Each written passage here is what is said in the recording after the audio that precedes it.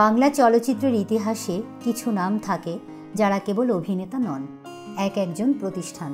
সৌমিত্র চট্টোপাধ্যায় তার মধ্যে অন্যতম।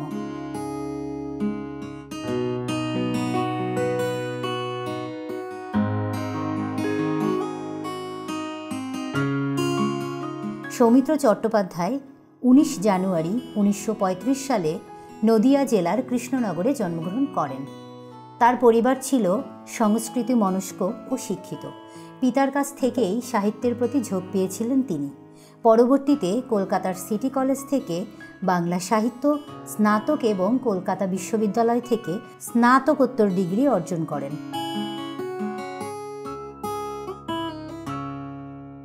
ছাত্র জীবনেই নাটকের সঙ্গে যোগাযোগ ঘটে এবং ধীরে ধীরে তিনি হয়ে ওঠেন মঞ্চে পরিচিত মুখ।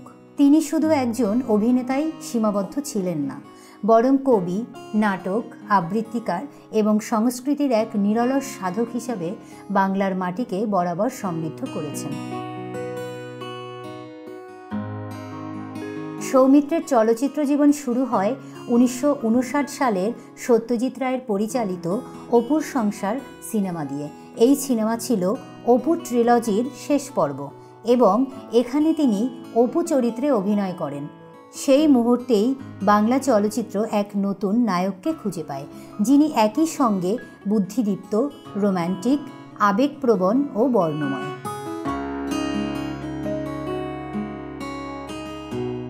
সত্যজিৎ রায়ের সঙ্গে তার জুটি ছিল অসাধারণ।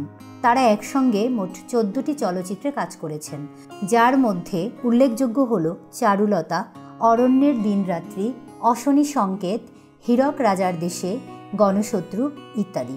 এই সব ছবিতে সৌমিত্র তার অভিনয় দক্ষতায় বরাবর মুগ্ধ করেছেন দর্শক ও সমালোচককে।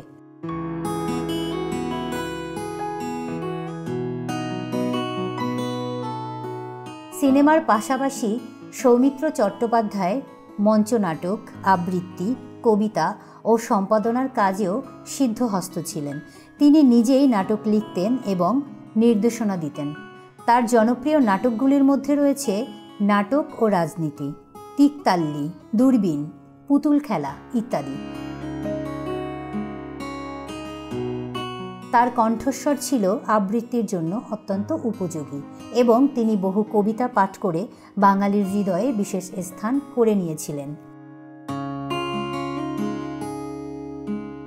সৌমিত্র চট্টোপাধ্যায় তার কর্মজীবনে বহু পুরস্কার ও সম্মানে ভূষিত হয়েছেন।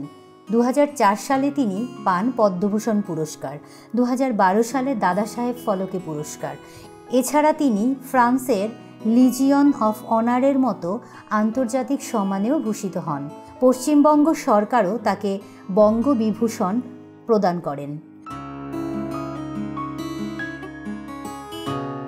সৌমিত্র চট্টোপাধ্যায়ের জীবনের শেষ পর্বে তিনি বিভিন্ন রোগে ভুগেছিলেন। 2020 সালের অক্টোবর মাসে তিনি কোভিড-19 আক্রান্ত হন এবং দীর্ঘ 1 মাস হাসপাতালে লড়াই করে 15 নভেম্বর পরলোক গমন করেন। তার মৃত্যু বাংলা সংস্কৃতির এক যুগের অবসান ঘটায়। সৌমিত্র চট্টোপাধ্যায় কেবল একজন মহান অভিনেতাই ছিলেন না, তিনি ছিলেন এক মানবিক শিল্পী, যিনি সবসময় বাঙালির মনন ও চেতনার সঙ্গে জড়িয়ে থেকেছেন। তার কাজ, জীবন দর্শন এবং শিল্প সৃষ্টি আজও আমাদের অনুপ্রাণিত করে। সত্যজিৎ রায়ের পর্দায় যিনি অপু হয়ে এসেছিলেন, তিনিই একদিন হয়ে উঠেছিলেন গোটা বাংলার প্রিয় সৌমিত্র, এক চিরকালীন আলোকবর্তিকা। তো বন্ধুরা, আমার আজকের ভিডিওটি কেমন লাগলো আপনারা সবাই অবশ্যই কমেন্ট করে জানাবেন।